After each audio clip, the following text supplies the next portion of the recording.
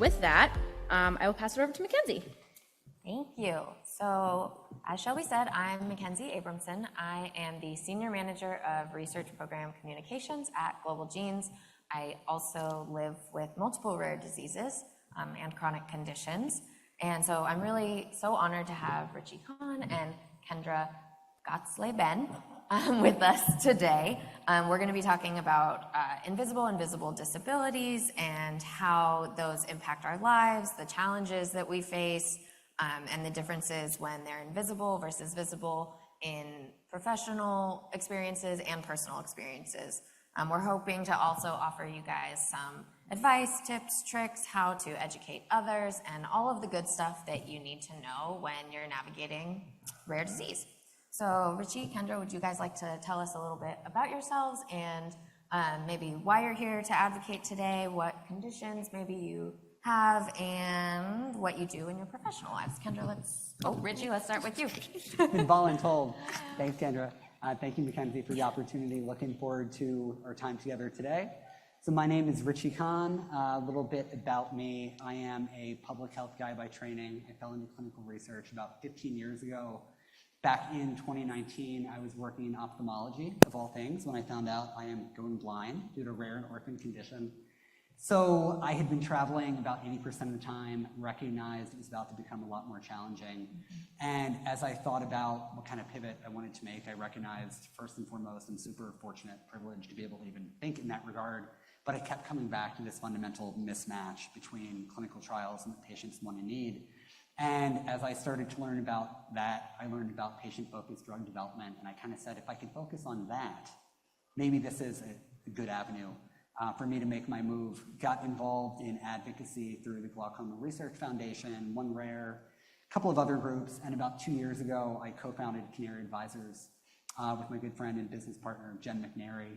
And we have the pleasure of working with biopharma device companies, advocacy organizations, working to do exactly that, better aligning what they're designing with patient wants and needs. So looking forward to talking about that in a couple different sessions this week and just spending some time talking about accessibility and the importance of reducing burdens and barriers for clinical research. Amazing. Kendra? I'm Kendra Gottsleben, and I am a marketing communications specialist at the University of South Dakota Sanford School of Medicine, and I've been there for 14 years, and it's a center for disabilities. So I've been in the disability space for career-wise, obviously, for 14 years, but then being diagnosed with mucopolysaccharidosis type 6 when I was 4. So also been in the disability, rare disease space. And for me, advocacy and why, as I've grown up, realized is I really want to help younger kids understand how the sooner we begin to acknowledge and own our disability, our rare disease, the better we are off. And then because of my job is kind of in the academia world, in 2021, I started my own nonprofit called WIR by Design, where we try to do unique events kind of in the arts and showing disability and rare disease in the same space, and that disability and rare disease is part of the word diversity, where often sometimes that is not thought of when you hear diversity. Yeah, amazing. So we're going to do this kind of fireside chat style. We're just going to have really great conversation. We are going to ask the audience to participate and answer some questions as well. But Richie, Kendra, I really want to know, what do you feel is the reason behind, in our communities, why do we have to differentiate between invisible disabilities and visible disabilities? So it's funny, as I was boarding my plane over here, I think I was coming from RDU to Atlanta with my wife. They were doing a pre-board. And I usually don't do that, but walking the pre-board, lime green cane, I thought relatively hard to miss. Agent's not really paying attention. Scan my boarding pass. Agent doesn't look up, but I can see she's looking at the zone. She immediately starts to turn to yell at me and then looks at the cane and was processing this. Kind of went, I don't know what to say here. This guy doesn't look like he's blind, right? And that's the thing, you know. Even though I was working in ophthalmology, I had one conception of what blindness looks like and didn't really understand that it's a spectrum, right? I think that's so true of disability broadly, of accessibility needs. You know, sometimes, more often than not, we have no idea what other people are going through, you know, if it's EDS or something else. And when we don't take the time to learn about, you know, again, thinking about clinical research, some of those burdens and barriers that might keep them from participating or might get them to just drop out of the trial, because we're not taking the time to learn about invisible illness and accessibility, we're doing everybody a disservice, right? Yeah. You know, in some ways it would be easier if I looked more characteristically blind, for lack of a better term, right? Right, But right. no one knows until they ask, so I'm just trying to make sure that we're creating that space for everybody to have these conversations, as Kendra was talking about, for accessibility in particular. Right, I think recently we've kind of shifted from simply DEI to DEIA, right? And we're including accessibility and similar, like you mentioned EDS, which I don't know if I mentioned, I have EDS. So I was not diagnosed until I was 25, but I was always hurt. And I think that in the audience, if you looked at me, you see me running around, I work here, no one would have any idea that I have multiple illnesses that some days make it so I can't get out of bed, right? But a lot of people do use mobility aids. I haven't needed to. At some point I will, but it's a really different challenge. I do have a handicap placard for my heart condition, specifically not walking long distances, and the amount of times that I have been told you should save that spot for a person who needs it is unreal. And so I think that to me is like, oh, this is why we have to have this conversation, because people assume I'm in my 30s, I can't have all of these conditions that could, you know, impact us. But I think it's different for someone where it is visible, right? Yeah, so what I've always said is, what I've strived with students and other individuals with visible disabilities is you have to prepare and are usually judged immediately when typically, you know, assumptions for me have been, I have a cognitive disability, you know, so, or I need more help than I do. And so a lot of it is, or another one, like, I do use a wheelchair, but I can walk. So like, when I graduated from college, only my professor knew it, but I really wanted to walk across the stage or whatever. And so like, you know, if you see me today or somewhere, like I can, you know, I'll stand, I just walking or whatever. But so when I was graduated, I walked across the stage and someone next to me, my professor was like, oh my goodness, it's a miracle. And it's like, she's like, no, she can walk. It's just college campus, a conference like this.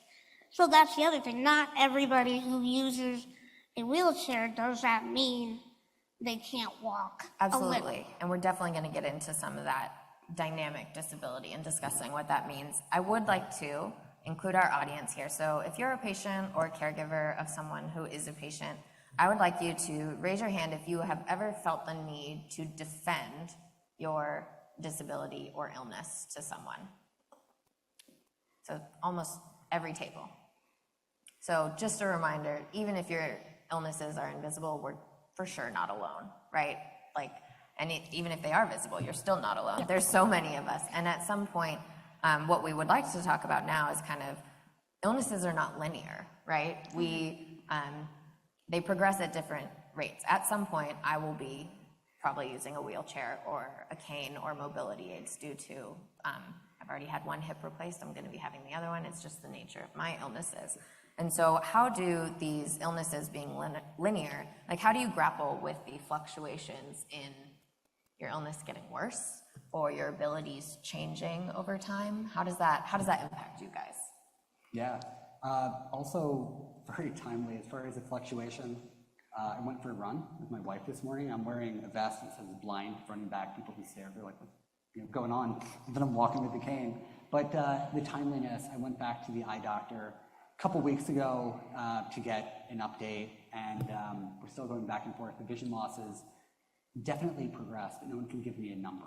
And I said, well, what does that mean? Have I lost like another 20%? Well, there's fluctuation in your baseline. Fluctuation. And I'm sitting there going, yeah, no, I understand, but you walked into this room, I'm using a cane, I'm wearing tinted glasses inside.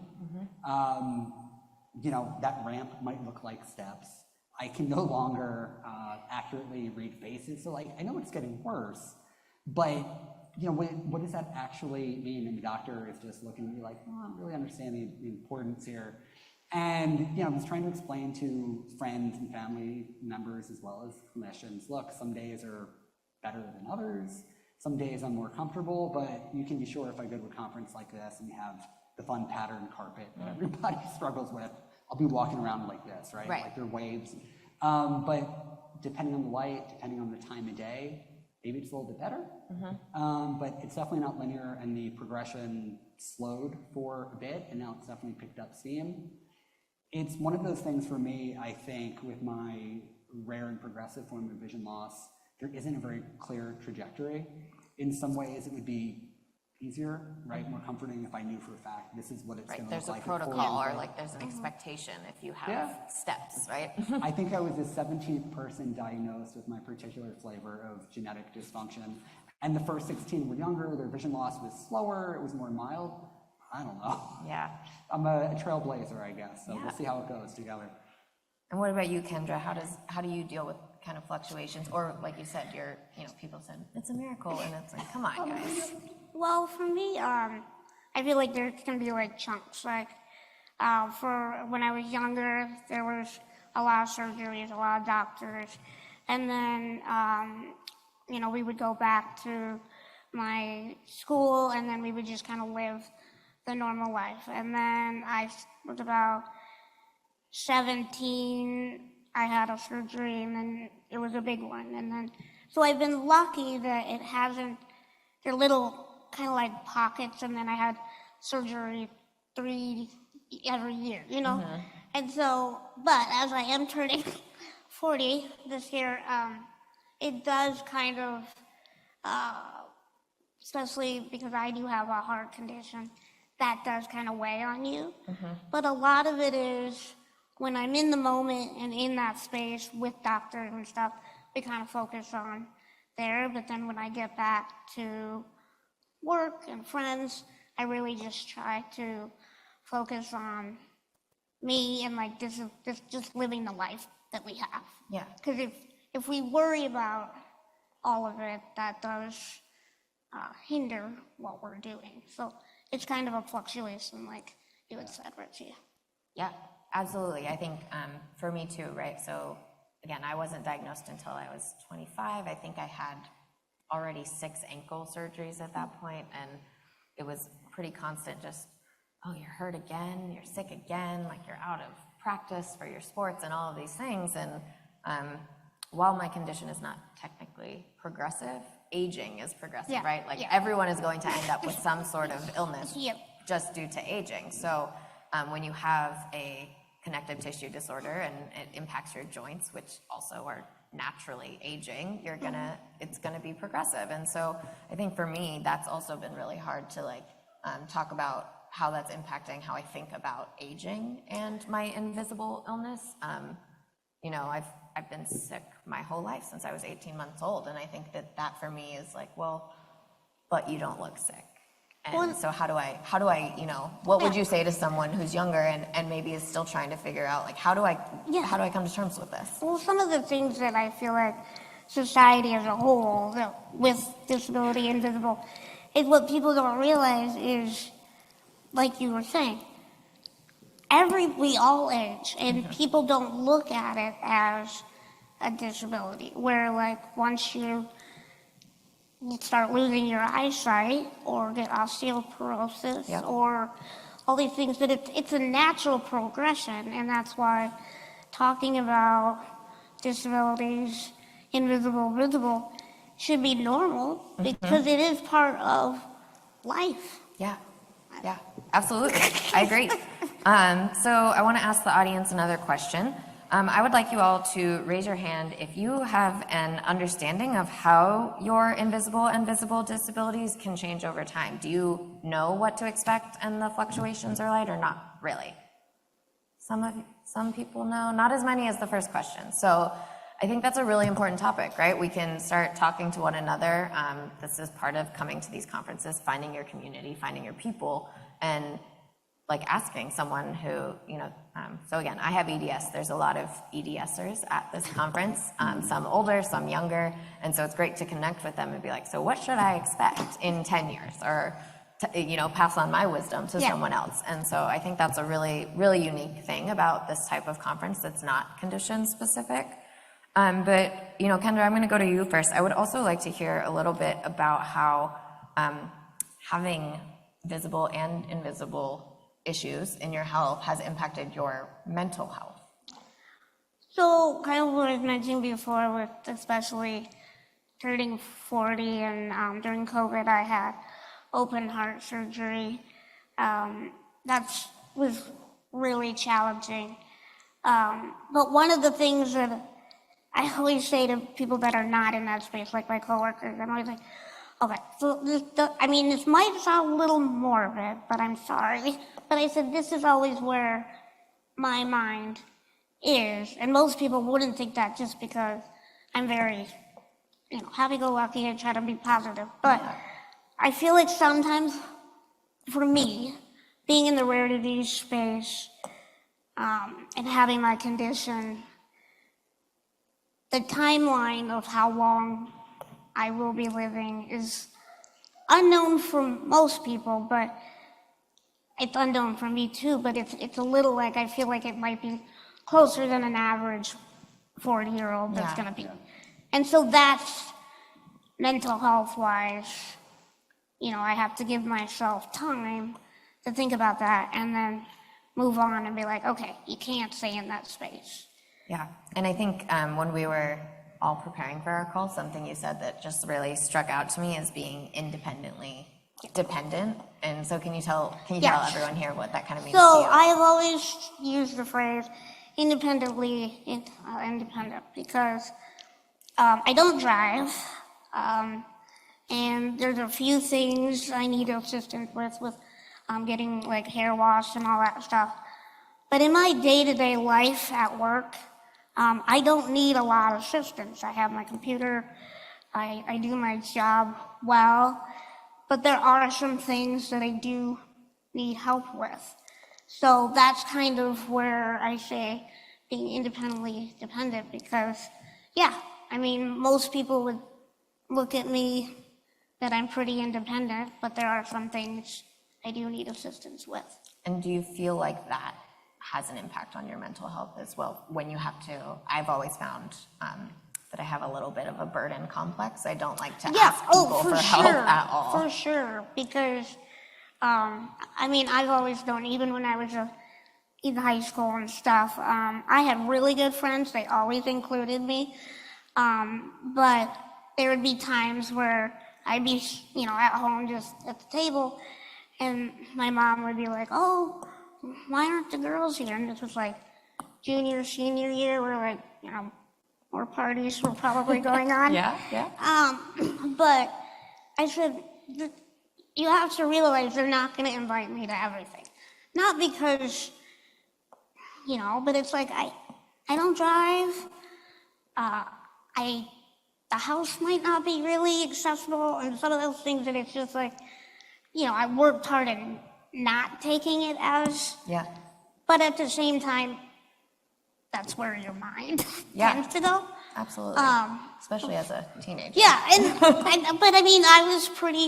acknowledged it. And I think that's the same thing with growing up. I've always tried to accommodate, my friends are always be like, hey, I told you if it doesn't work out, it's fine. Yeah. Like, don't feel bad. Yeah, absolutely. So Richie, can you also speak to, your mental health experience through all of this, and specifically about Charles Bonnet syndrome? Oh, absolutely. One of my favorite topics. Yeah. So a couple thoughts, going back to what Kendra was talking about with heart disease and having a birthday coming up. So with my particular condition, it's more than just vision loss. Usually it starts with vision loss between 6 and 8, insulin-dependent diabetes between 8 and 10, and 2/3 are dead by 30. It's very similar to a Lou Gehrig's type progression. And when I was diagnosed, my doctor was very uncomfortable. He had no idea what he was saying.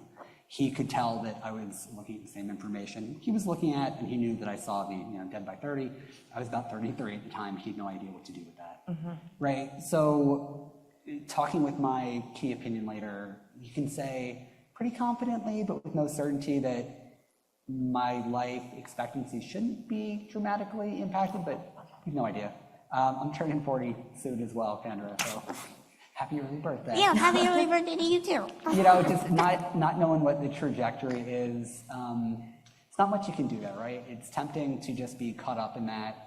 But I'll never forget when I received my genetic test results, and I confirmed that this particular test panel is pretty well infallible.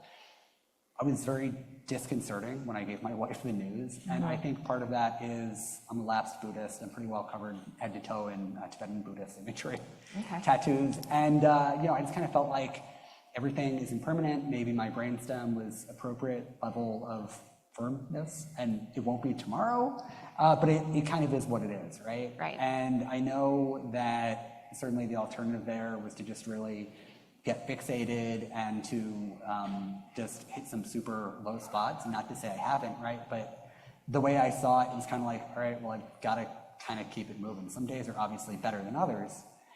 One of the things that I think is most important for mental health is finding an outlet. I mentioned I was running earlier.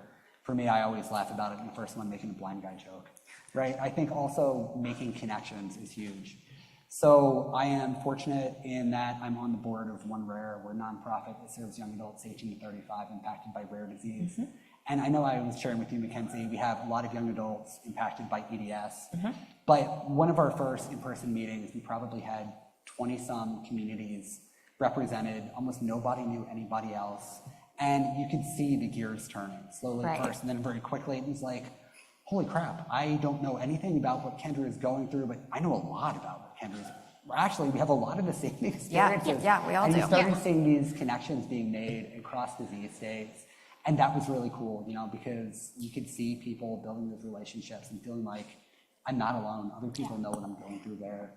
As far as the Charles Bonnet thing, I mentioned when I was diagnosed, I was working in ophthalmology. I thought I knew what vision loss was like. If you're going blind due to glaucoma, you're losing the peripheral, the exterior vision. If it's an inherited retinal disease, maybe you wake up one night and now it looks like there's a rock in front of your eye. You've lost 70% of your vision. I didn't understand that if you've had pretty good eyesight since birth and now you don't because you're losing a lot of vision quickly, your brain tries to fill in the gaps. Right. Makes sense. Sometimes it's right, sometimes it's wrong. So this is something called Charles Bonnet syndrome. And for most people, there are two types of manifestations. The first one is repeated colors, patterns, and shapes. The other one is often more sinister. People will see disembodied heads, they'll see dragons. The first time I realized anything was going on, I was talking to my wife. Clear as day, I can see this. We were across the kitchen island. I know it was about 11 a.m. because she's got a routine. She has a snack, and she lets the dogs out. She was eating cottage cheese, the dogs were outside. And I don't remember what she was saying. She's witty, she's incisive. I kept it cool for about 10 seconds. I started grinning. I said, honey, I'm so sorry. I got to tell you, it looks like you're wearing Groucho Marx glasses and nose buddy. And she's kind of a clown, but I didn't think she was messing with me. Didn't really think much about it. A couple months later, we were out in the mountains of western North Carolina, and she'd done a bit of a scouting mission. I explained I wanted to go for a run. She said, great, there's this paved trail back of the house. You go do a lap, I'll meet you with one of the dogs. So as we meet up, she's asking, how was it? And I said, well, it's gorgeous out here. Thank you for the recommendation. We are far enough west where the fencing is like timbers, leaning together. There's no mortar. And I was describing this beautiful historic fence with this marker on it. Clear as day, 18 inches wide, ovular, horizontal, ringed in chestnut. Inside was baby food, green, brown, said Abramson, 1861 chiseled in. And my wife goes, great, can you show me? Well, we got to the fence was there was no marker. We had no idea what was going on. We checked it another 8 or 10 times in that week. And I began to realize that I was seeing things in my brain either said, should be here, or maybe like, you saw this in Cambridge, you should see it now in Webster, North Carolina. Right. You know, and I self-diagnosed, a lot of people do, but it's one of these issues where most patients don't know what's going on. They think they're experiencing a mental health crisis, premature dementia. Their doctor doesn't create the space for that conversation. So there's no discussion. Yeah. And the anxiety and depression that can crop up can really be substantial. So I spend a lot of time talking to folks with vision loss. If I've had this conversation 100 times, maybe once I had someone generally say, oh yeah, that's what I have going on. But the number of times people have audibly sighed, or I might even see the shoulders relax, right? Like, you know this is going on. I also talk to doctors about it all the time. It's the kind of thing, maybe they've heard about it in med school, but they just don't think about it. They have too many things going on. So I try to make sure that's kind of front of mind, right? Because there are so many patients out there, maybe 50% of those with vision loss, who are going through this, and it's just another one of these rare conditions where we cannot overestimate really the importance of the mental health impacts as well as the physical. Yeah, absolutely. So my journey, you know, like I said, started really early, and I think for me, no one knew what was happening. It started, I look back in middle school when I was being called lazy for wanting to stay home and you know, not turning in my homework. Turns out I have dyslexia, which is also really common in you know, when you have health issues, just also having learning disabilities. And also, as I aged, even just into high school, they were saying I had bipolar and I was just anxious. There was a couple times I was told, oh, that's a woman's issue, go see an OB. I know isn't that the worst? And so quite frankly, it was kind of bizarre. I mean, my parents were starting to think maybe she really is crazy and maybe all of these things are happening. And I think that it took a long time and a lot of self-advocating, which I did not know caused so much internal trauma and like mental health issues. And I think even as recently, so I've been in this space now for about 10 years, is when I was diagnosed, so 10 years ago. Even as recently as 3 years ago, all my conditions were under control, right? And all of a sudden, everything changed. I started having really bizarre symptoms. I couldn't feel, like, all of my skin is numb. I couldn't really feel my legs. My vision also started going blurry in one eye. All of these things were happening. I saw about 7 different doctors. No one listened. And even as recently as March, I was told, come back when things get really bad. And I said, well, they're really bad, and turned into a pretty significant mental health crisis. I, you know, had to start seeing a therapist and really trying to figure out, like, who's going to go to these doctor's appointments with me? Because when I show up, they think, you're young, you look healthy, you should be fine. They dismiss you. Yeah, they just dismiss you. And we do have a panel later on medical gaslighting and PTSD, so I will save all of that for then. But just like you said, the self-diagnosis, right? Like, I had to advocate so hard, and turns out the day before my hip surgery this year, I was diagnosed with a rare neuromuscular autoimmune condition called Lambert-Eaton myasthenic syndrome. And that's been happening for 3 years, and it could have prevented lots of, I mean, I take 26 pills a day to just manage my symptoms, not treat or cure the conditions I have. And it could have started 3 years ago before it got to this point where I felt like, oh my gosh, you know, some days, there were days where I was waking up and I'm like, no one believes me, no one's hearing me. Yeah. Well, what would just happen if I didn't wake up tomorrow? And I think for a lot of young people, especially when you do have invisible disabilities or you aren't quite at that progressive stage, those feelings are real, and it's really hard to talk about. So I would like to, again, ask the audience, caregivers, if you're here as a caregiver, maybe raised for your patients, but have you seen a negative impact on your mental health because of your physical health? Raise your hand if that's true. Don't be shy. Raise your hands.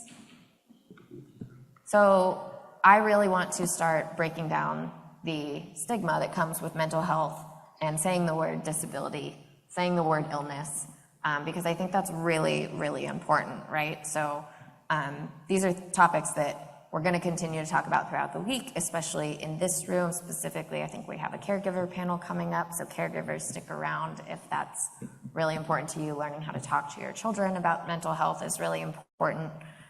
So Richie, what is the one piece of advice you want our panel to walk away with, our audience for this panel to walk away with today?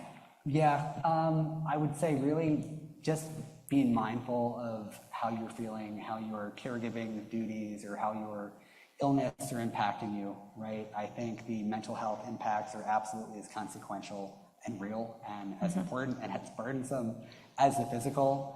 And you all know your bodies, your loved ones know their bodies better than anyone else. If something is not feeling right and you're not finding a doctor or a care team that believes you, and understanding not everyone's going to have an option to keep going to, second and third opinions. But if you have that possibility, keep working to find a care team that really values you and insight you bring, because you're often, I imagine many of us in this room are going to be experts more than the clinicians we're seeing. So don't let that dissuade you, and don't take away from the expertise you have. It's really, really important. Right. We're the lived experience Exactly. experts. Like that's our job. That's our full-time job in addition to whatever we choose to do professionally, right? And Kendra, what's the piece of advice you want everyone to know? For me, a lot of it is what I've, through the mental health and just through all the things that we've done, is you do deserve to allow yourself time to be in that negative space, and it's okay. Yeah. And sometimes I think we feel bad about that. And so allow yourself to have that, but then definitely try to find ways where you can move forward. And also just in that aspect of using the word disability, I know for many years it was, oh, you don't say that, it's like differently abled, or,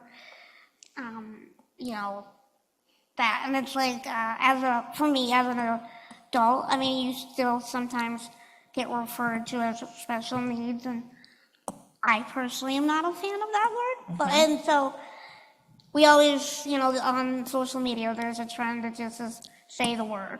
Yeah. And it just means it's a disability. And if we start saying the word disability, that stigma of, oh, they have a disability should start to break down. Yeah, and I love that you mentioned, it is okay to live in that negative space. I think one of the things that I do with my fiance and my mom, particularly, because they're the ones that usually go to appointments with me and are like, it's okay, it'll be okay. I'm like, you know what, I need 24 hours to be angry, people. 24 hours, and then we'll get back to life. Because okay?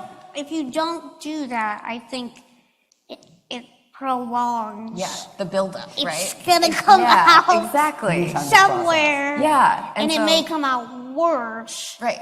And so Feel your the ice emotions. cream, grab your potato chips, and just be upset. Yes, exactly. And to your point, Richie, earlier, have an outlet. For me, it's doing crafts. For you, it's running.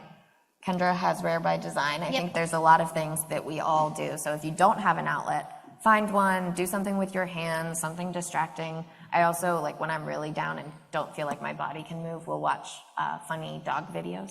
Yeah. Those are There's never a bad time there's for dog hunting. never a bad time. I know. Richie and I are, friends on Instagram, and we'll message each other about our dogs all the time. So those are kind of our tips. We do have 15 minutes left. I think we are going to open it up to questions. Hopefully, if you guys have the app and we're able to download it, you can put your questions in there, or you can, Shelby? It's okay. Or Shelby will be coming around with a mic. We do have people virtually, so we are going to ask that you speak into the mic to do the questions. Yeah, go for it. Sure. So we'll start with the one question that was submitted online, and then we can go around the room. We have 15 minutes, just so you guys know. Perfect. How do you wish your caregiver/parent had better supported you in preparing for adulthood while living with a rare condition? I'll start because I was a child when I was diagnosed. I think that, I guess my piece of advice on that last question would be believe someone. when they tell you something is wrong. Whether you're a caregiver, a parent, a sibling, a doctor, or in industry, like just believe someone. It's really easy, you guys, like benefit of the doubt, right? And I mean, we do it in the courtroom, right? You're innocent until proven guilty. Like believe someone when they tell you something's up, because I was telling my parents, like, I'm hurting, I'm sick, I need help, I need to go to a doctor.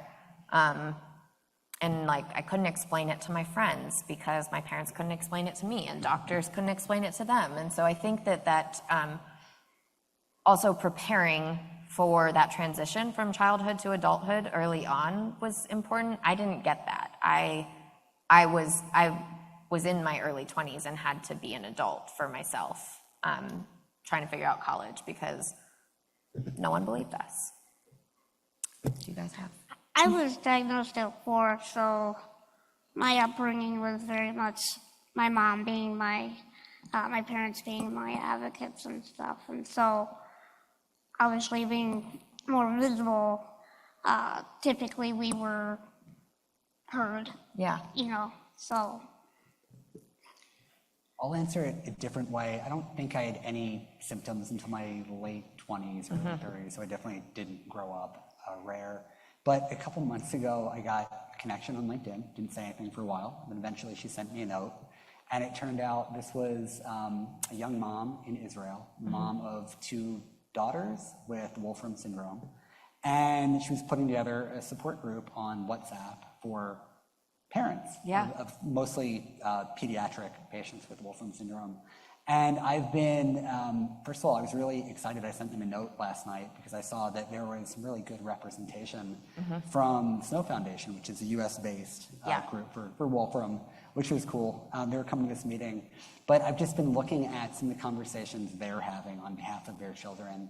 And I would just think if I had been diagnosed way younger, I would hope my parents were engaged, they had resources, there were advocacy groups to plug into, that they wouldn't be dismissive, you know, that they were reminding me that, you know, maybe a little tough love. That's how we do it in my house, in my parents' home, I should say, which is like, look, kid, this is what you got, but there's some things we can do together to help make the condition a little less burdensome, a little easier to navigate, you know. And then the final bit, I would think if I were much younger and getting diagnosed now, I would love to learn about organizations like Global Genes or WIR where we can make those connections across disease states with other people who know what you're going through, because I have to imagine it's so important when you're growing up. Yeah, I feel the same. I didn't know it was too late kind of for that childhood connection, and I think that would have made a difference.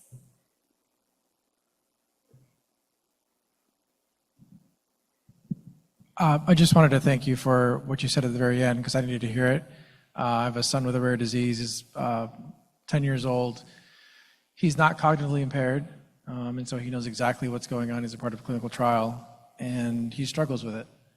And I'm always trying to, like, you know, fix things as his dad and say, no, buddy, you know, like, look at the positive side of things.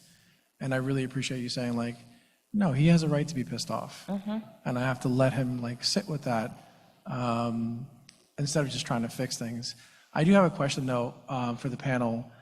So he has, he seems very typical. He's short in stature for his age. He wears hearing aids. When he got his hearing aids, he got like bright blue and white, and now they're bright blue and hot pink. And initially, the molds are, and initially I thought, like, well, his mom and I were like, maybe you should get something more like skin toned, you know? But love the fact that he decided to get. But he has an issue where if we're out in public, kids that are younger will notice his hearing aids. And so he gets stared at a lot, and he hates it. He's got the best mean mug you've ever seen in your life. And so I tried to tell him, buddy, you know, like, I can understand if they're pointing at you and laughing at you, you know, feel free to do what you will, right? Shoot him the bird, I don't care. But if they're just looking curiously, you might want to just say, like, oh, I need these to hear. And I just wonder, any advice you have with respect to, like, how he can navigate what is the curiosity that he's going to experience with kids that might be younger than he is, or even kids that are his age or older, Yeah. Because I also don't want him to think that it's his job to have to explain his condition to everybody, so it's like a really delicate balance to strike. So Kendra, I'll give it to you in just a second. One thing I will say is you can't make someone be an advocate, right? And especially as a child, like that has to come on your own terms. And so you can encourage, and I think that's important, saying like, you have the right to be angry. You have the right to feel how you feel about it. You also have a choice.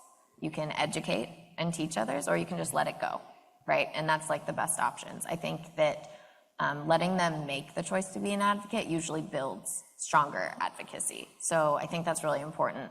And then, yeah, Kendra, do you want to kind of chat about what that's like? So a lot of it, so I was obviously always the shortest in my class. And my mom has special education, also a school administrator. She was a principal. And so the way I was very much brought up was, you're short, it is what it is. You've got to be ready for the world because the world's not going to be ready for you. Mm-hmm. And so as a really little kid, I'm like, okay, whatever. But, you know, as I got older, I started, you know, seeing the differences and stuff. And I was very lucky that I had really good classmates. But the other thing is kind of where we're saying, the sooner we know our weaknesses, our strengths, as a person with a rare disease or a disability. I have hearing aids. I didn't get those till maybe 5 or 6 years ago. Obviously, probably needed them a long time ago. But having those conversations is key also. And I very much learned that to help society, no matter when I was age, is that I can help them learn and they can feel more comfortable. And it's also knowledge is power. And so if you can help, and I do agree, right? You can't make someone be an advocate, but I do sometimes think that comes with age. Mm-hmm. Just like in anything, your job or whatever, you become more knowledgeable. So being exposed to other opportunities, telling the story, like if gets asked to talk about hearing aids and stuff. But those are also things that we need. That doesn't mean there's anything wrong with it. It's leveling the playing field for hearing, so that you can hear stuff and you can have conversations and not just pretend you heard what that person was saying. You know, just kind of those types of things. And having just regular conversations is kind of how I was raised.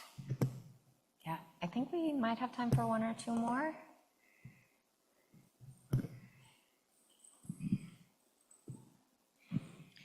Hello, my daughter's 14 and suffers multiple invisible illnesses. And one thing that really frustrates me and her, and it hurts her, is when friends, family, or just community sit there and go, and says, but you don't look sick.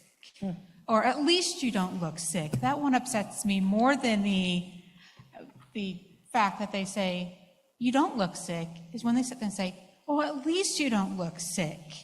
And I have yet to find the best response for them. And I grew up with a dad who's a paraplegic. And I look at this like, would you say that to somebody who's paralyzed? Or some smart out remark. But I have not to find something that really just grabs their attention, that they shouldn't be saying that that's not acceptable to say to somebody. So how do you guys address that when someone says that to you?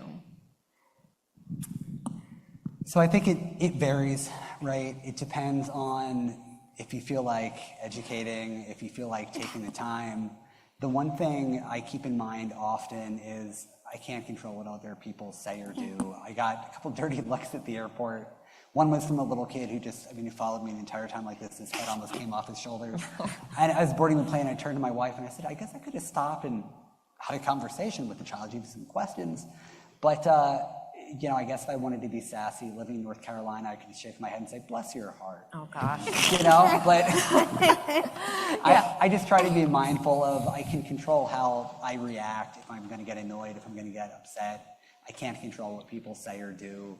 And, maybe that's part of the educational process for others, I think that, well, two things. One is, for me, I feel like I am more patient with strangers making comments and staring because maybe they aren't used to it or experienced. But like when I have family members say, well, at least you're not in the hospital, or at least you're not dying today. Like, come on. We're all going through something. You never know. And I think that there should be more understanding. There's also a really fun hashtag out there that everyone uses. It's "but you don't look sick," and that understanding of the dynamic disabilities, right? Like, I go to concerts, I go to sporting events, I do all of these things. I do have to pay for it later on. I'm usually in bed for 3 or 4 days because I did so much walking, but live your life. And honestly, again, if you want to be sassy, yeah, bless your heart, or like, how would you feel if I say that to you? But also educating, I think, is the best option, or learning to let it roll off your shoulders. I think, especially as a kid, it's hard though. And I think having a teenage child, allowing them to express their frustration to you. And the thing that my mom started doing is, do you want suggestions or do you want me to listen? And that's what she asks me. And usually I just want her to listen to me be angry. I don't want opinions. I don't want someone to be like, well, this is how I would have handled it. I'm like, no, I just want you to hear that, like, I'm really upset and this is what I need you to hear from me. And then we go on and we do something fun. And so I think that, like, allowing people to say, like, do you want my opinion or do you want me just to hear you? Is a really great way to help children, because usually they just want you to hear them. Well, and it helps them start learning the process of open communication and acknowledging this is my feeling right now. I'm really mad. Yeah. But then 2 hours later, I'm okay. Exactly. I think we have one more and then we'll wrap up. Last question. I have a young adult. I have a young adult who has Ehlers-Danlos spots, rheumatoid arthritis of the hands, hips, and the feet. So extremely bright, 145 plus IQ. She can get a job, then she gets sick, then they fire her. Even with the medical, she can't make appointments because her hips out of the socket. And the trauma, handling medical trauma, if any of you have that, that's a question. But also, how do you handle having a sense of self-worth when, things look bright and then you bump into the brick wall, particularly when employment or even getting resources, because, one day you're great, and then when they come and the people assess, you're terrible and you can't walk, can't feed yourself, and then they come and assess you and it's a good day. You know what I mean? Yeah, so I'm going to take this one because,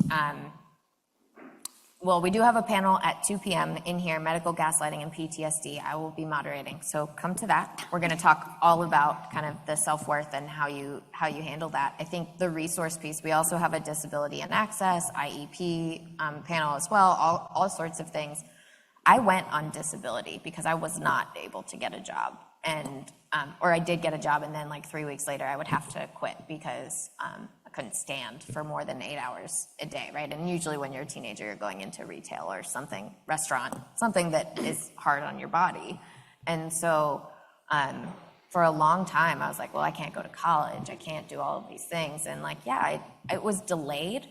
But getting to a place where like you understand what your limitations are, and then kind of going from there, and just, again, open communication, talking to people who have been through it.